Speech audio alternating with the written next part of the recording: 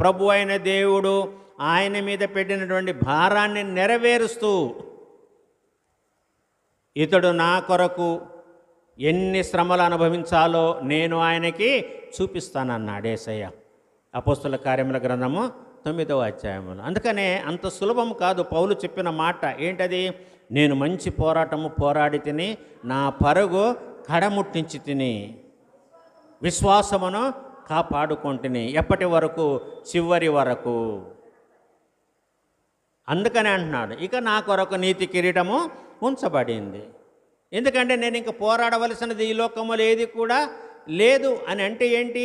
నేను చనిపోబోతున్నాను, నేను బ్రతికి ఉన్నంత వరకు నేను చేయగలిగినంత కూడా నేను మంచిది చేశాను. దేవుడు నాకు చెప్పింది, పోరాడాను. నేను నా పరుగు ఎక్కడి వరకు దేవుడు నన్ను పరిగెట్టమన్నాడు అక్కడి వరకు నేను పరిగెట్టాను.